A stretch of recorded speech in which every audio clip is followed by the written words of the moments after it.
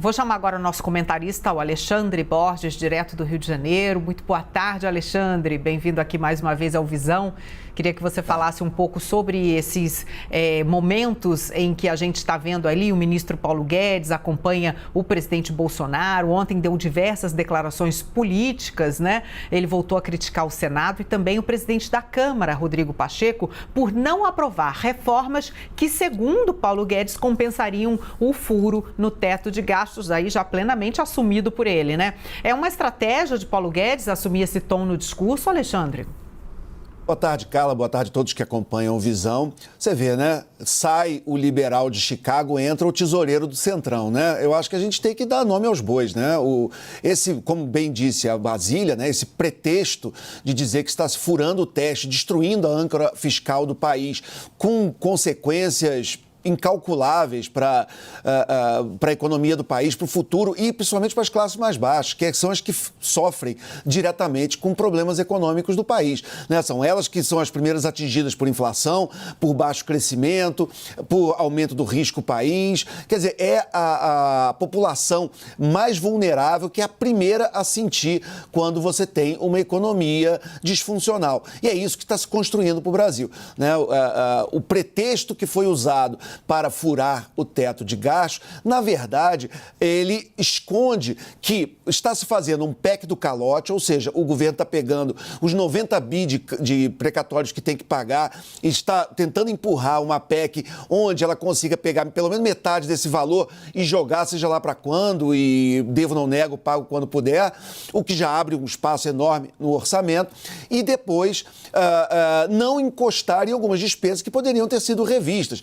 Casos óbvios, o fundão eleitoral. Vamos lembrar que o que é o fundão eleitoral? É o dinheiro público que é usado para financiamento das campanhas do processo eleitoral no Brasil. E na última eleição, ano passado, em 2020, esse valor estava em 2 bilhões. Mas, pela lei, foi encomendado um parecer da área técnica do Congresso, a lei só exigiria que o governo autorizasse 800 milhões de reais.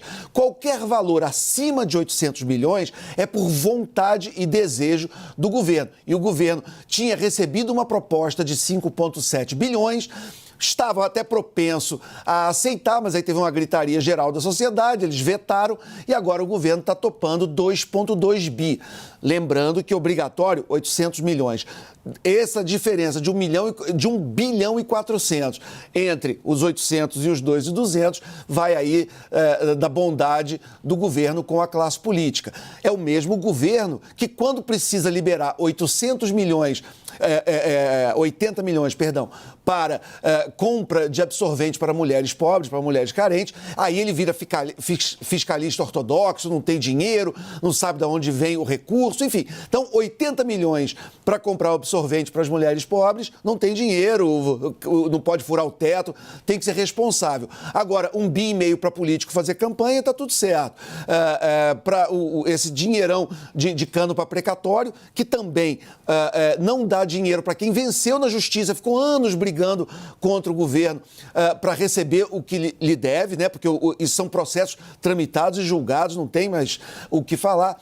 Então, o que o ministro da Economia faz? Ele, por um lado, ele usa esse pretexto e, por outro lado, ele demoniza a oposição. Nas declarações que ele deu, ele disse que todo mundo que discorda dele e do presidente é antipatriota, está torcendo contra, tem má vontade, é militante, e foi o que sobrou para o presidente do Senado, Rodrigo Pacheco, porque ele é um pré-candidato à presidência e a gente sabe que o governo, isso que une muito Lula e Bolsonaro, os dois se escolheram como adversários e eles não querem que surja uma terceira via. Então o ataque direcionado a Rodrigo Pacheco também é por causa disso.